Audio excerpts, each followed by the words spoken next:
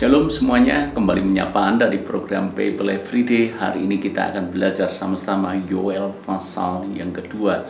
Seperti yang sempat saya singgung kemarin bahwa Nabi Yoel adalah nabi kebangunan rohani.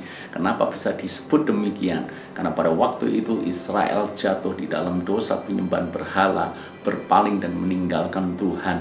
Lalu kemudian Tuhan menghukum mereka dengan mengizinkan bangsa yang besar menyerang mereka, menghabiskan semua yang ada di Israel. Dan dalam situasi seperti ini datanglah Nabi Yoel menyerukan pertobatan kepada mereka semuanya. Dan sangat jelas di pasal yang kedua, di ayat yang ke-12 ini merupakan seruan pertobatan.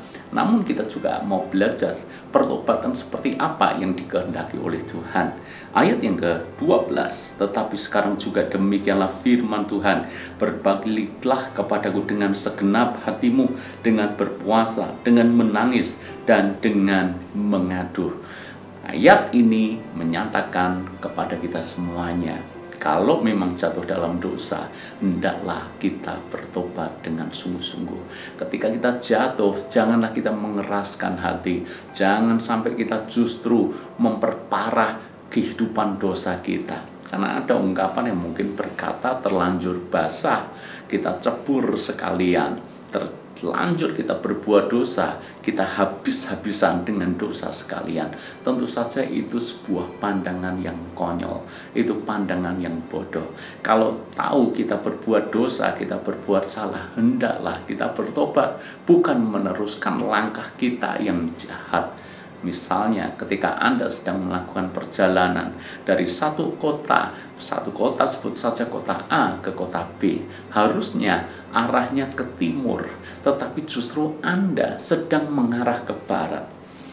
Apa yang mesti Anda lakukan ketika di tengah jalan Anda tahu bahwa Anda salah jalan, bahwa Anda jauh menyimpang?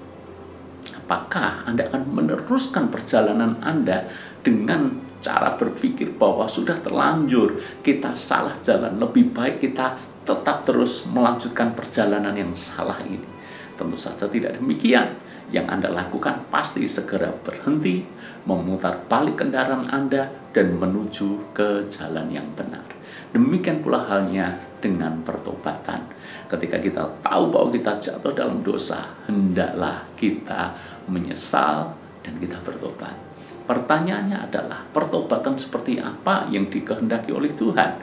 Dan sungguh menarik, di dalam ayat yang ke-12, Tuhan berbicara keras kepada bangsa Israel tentang pertobatan yang sejati, pertobatan yang dikehendaki oleh Tuhan.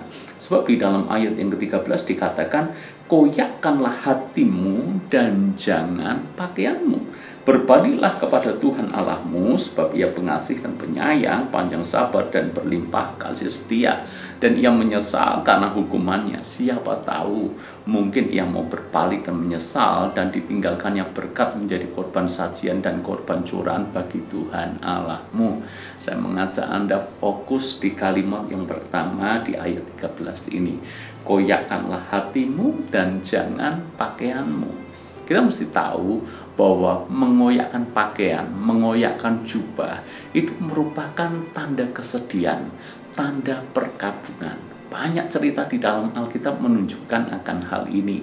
Misalnya ketika Yakub mendengar kabar bahwa Yusuf telah mati dimakan binatang buas, maka Yakub langsung mengoyakkan pakaiannya. Demikian juga ketika Ayub mendengar kabar kematian anak-anaknya, Ayub pun mengoyakkan pakaiannya. Atau Daud ketika mendengar berita kematian Saul dan Yonatan, Daud pun mengoyakkan pakaiannya.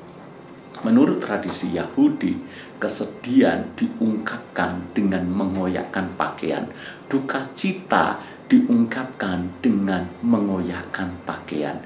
Maka ketika mereka memutuskan untuk bertobat, tentu saja biasanya diiringi dengan kesedihan, penyesalan, duka cita. Maka orang-orang Yahudi pun biasanya mengambil pakaiannya dan mengoyakkan itu sebagai tanda penyesalan dan kesedihan karena mereka telah berbuat dosa. Namun di sini Tuhan menegur mereka, sebab yang dikoyakkan harusnya bukan pakaiannya, tetapi hatinya.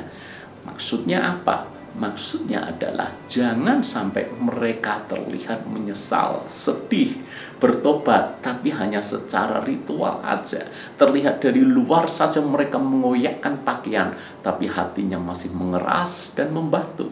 Yang Tuhan mau adalah justru yang di dalam ini, hati ini harus terkoyak. Hati ini benar-benar menyesali dengan hal yang mereka telah buat di waktu lalu ketika mereka berdosa dan berpaling daripada Tuhan. Jadi pertobatan harus di dalam, bukan hanya sekedar di luar.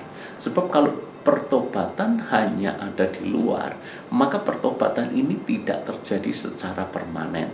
Maka ada istilah yang beberapa waktu lalu kita bahas sama-sama, Kristen tobat, kumat, tobat lagi, kumat lagi, dan seterusnya. Tidak ada habisnya. Kenapa? Karena mereka hanya mengoyakkan pakaian, tapi tidak pernah mengoyakkan hati. Hari ini kita belajar, kalau memang sudah jatuh, sudah salah, berbuat dosa, tidak ada pilihan lain kecuali kita kembali kepada Tuhan, berbalik pada jalan-jalan Tuhan, dan jangan hanya mengoyakkan pakaian kita, tapi koyakkan hati kita. Hati benar-benar hancur, hati benar-benar remuk. Sebab Alkitab berkata, Tuhan mengasihi orang yang remuk hatinya, bertobat dengan sungguh-sungguh. Tuhan berkati.